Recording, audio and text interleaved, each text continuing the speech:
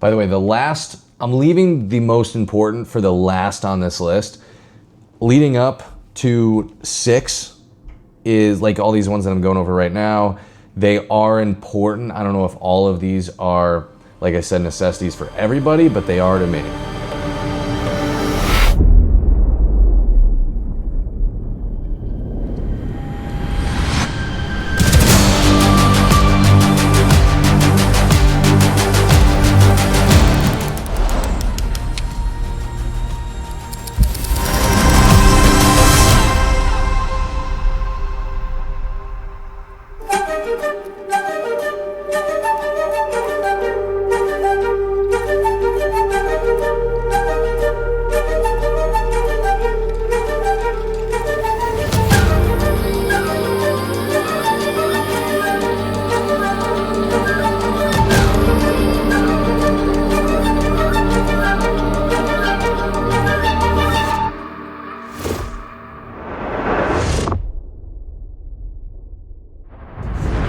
All right, folks, welcome back to another Ivy Labs YouTube video here.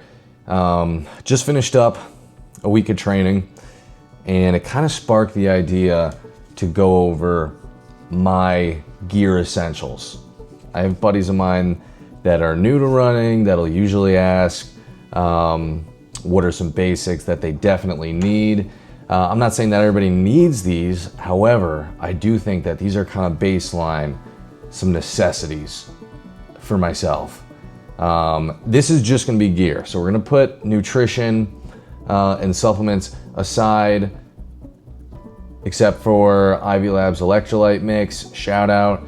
But besides that, we're just gonna do gear and the necessities. All right, getting right into it. There are a lot of these. There's multiple brands, and each brand has a ton of different ones, and that is some form of GPS running watch. They're very accessible now, as far as being able to get them at a generally good cost, just because now there's so much technology in them. So if you get a baseline one, you can get a really good one for less than a couple $100, especially if you get them on sale. Or maybe find them on Marketplace. You can probably get one for like $100 on there. I think if you really are training for something, it's a must-have. Unless you want to try to map out every single route that you go on beforehand, so you know exactly the distance, and then you go out and you just use like a stopwatch. But whether it's an Apple Watch, like I said, Apple, Garmin. This is a Coros Pace Pro. I just recently switched to this. I've loved it so far. Coros, Suunto, Polar is another one. There's plenty of brands out there. Kind of just go out there, check out what might work best for you. What are kind of your needs? Do you want to go more with a baseline one? Do you want music that you can stream on the watch? For some people, maybe if you're just getting into running, an Apple Watch is a great option. That is not going to be, I think there's a difference between a smartwatch with running and training capabilities and a running watch with smartwatch capabilities. That's going to be more personal preference. For me, I want a running watch. I want a dedicated running and training watch. I don't really care about many smartwatch features, or like honestly streaming music or anything, because I don't even listen to music. So that wasn't really a concern for me. I just want a really fast processor, dual band GPS, and connectivity to my heart rate monitors, which most of them are gonna do. Which leads me to number 2, a heart rate monitor, an external heart rate monitor. I don't think this is a necessity if you are beginner to intermediate, or maybe you're just getting into it. I think the optical sensor in most of the GPS watches will be more than enough. However, there are definitely some inconsistencies with those, And if you really want ultra specific data and you want to make sure that you're getting it as accurately as possible, then an external monitor is going to be personally a necessity. Because I notice if I'm sweating a lot, the optical sensor will start to bug out a little bit on the watches. If it's really cold, that can also have an effect. So I just like to use, more often than not, I'm using a chest strap. I love the Polar one.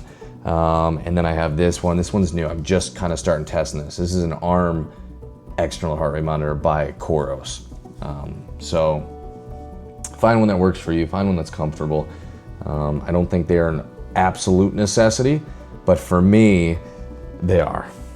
Number 3, I never used to have this issue until I had hair. I need a running hat. I cannot run without my running hat. I think a lot of people will experience that if you have like medium length hair like I do. It's not something that you can tie up.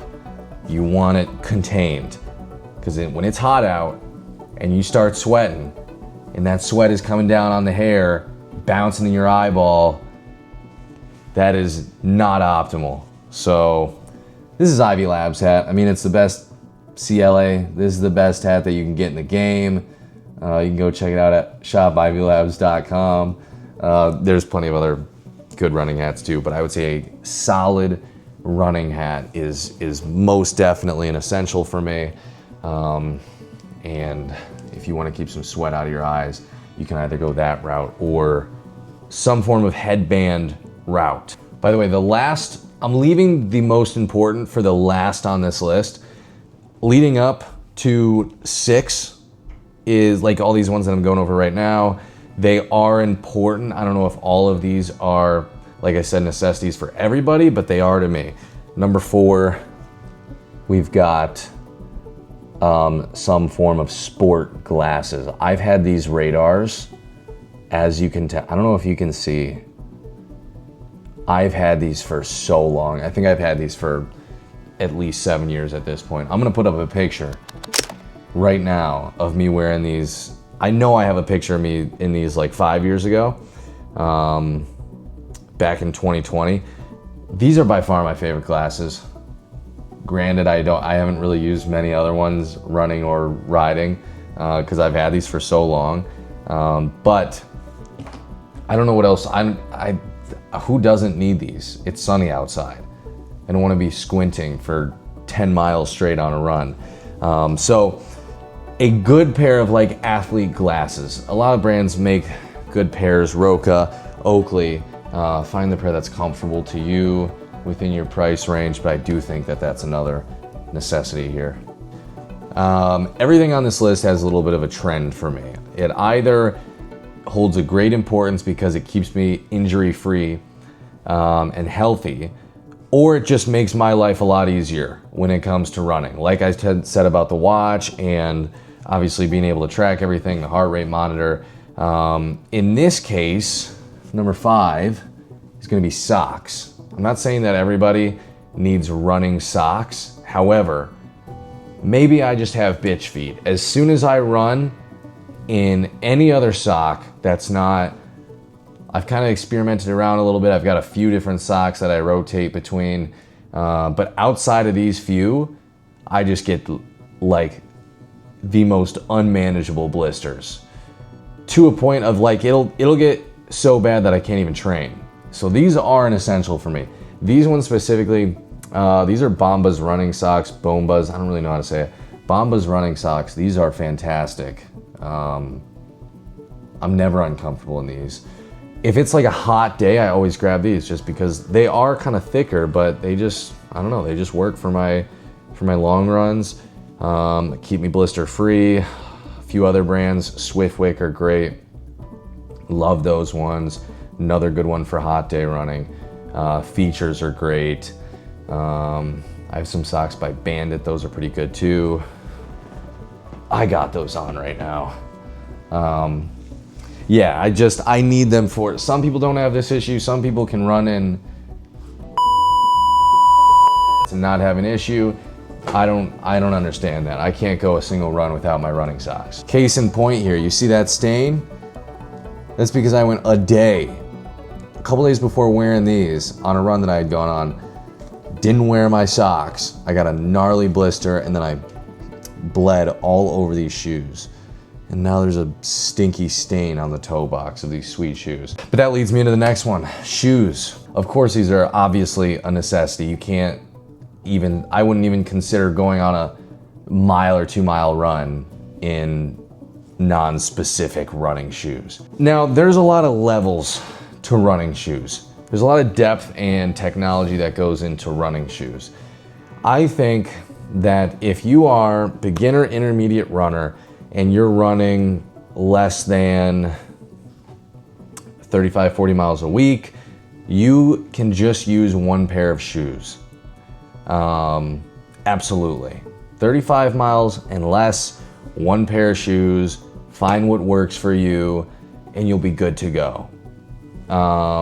If you want to invest in other shoes and you have the money for it, and getting, that's not a concern for you, so you can get multiple pairs of shoes for each kind of workout that you're doing, then go for it. I just think that there's kind of a threshold in which they're not necessary to get multiple shoes in a rotation, but it definitely decreases your chances of injuring yourself if you're prone to shin splints like I am,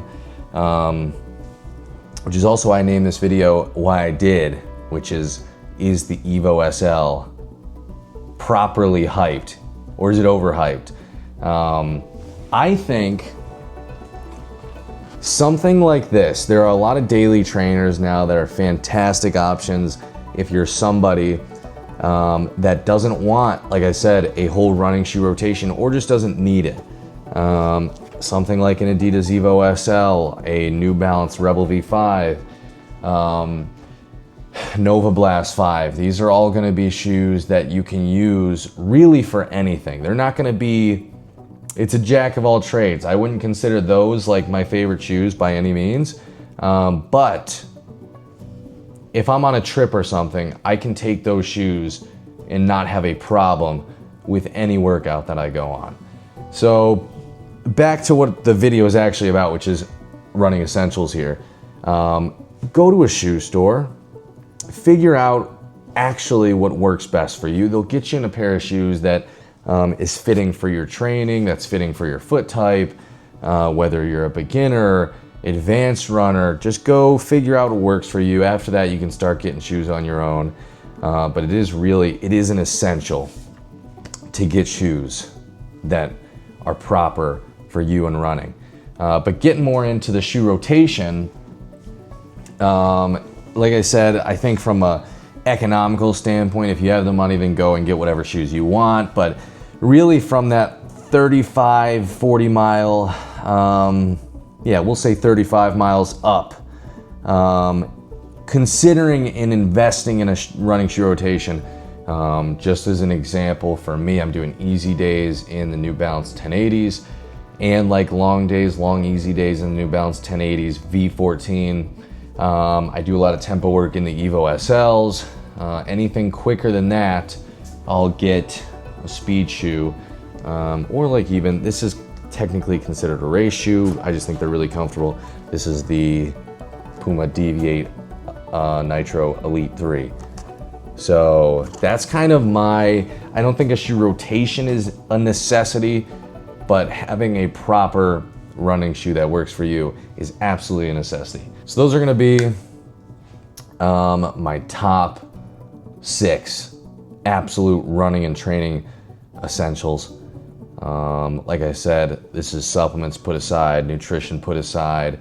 I think everybody gets that you kind of need some running shorts and whatnot, so I'm not gonna put that in there. Whoa, jump scare. This is editing me here.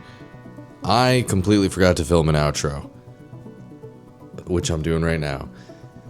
A week from now, we're gonna have episode 2 up on the origin of Ivy. And then the week after that, it's gonna be episode 3. And then we're gonna be back to normal programming. But I'm pretty excited for episode 2 to come out. Working pretty hard on it. It's gonna look really good, I think. So Stay up to date on that. Might post an extra video this week. I think I'm feeling it. I'm feeling a little frisky. So look out for that. Maybe around later this week, before the next Origin series episode comes out. But anyway, hope you guys enjoyed my little running gear essentials video. And I hope you use the information. And happy training. We'll see you in the next one. Peace.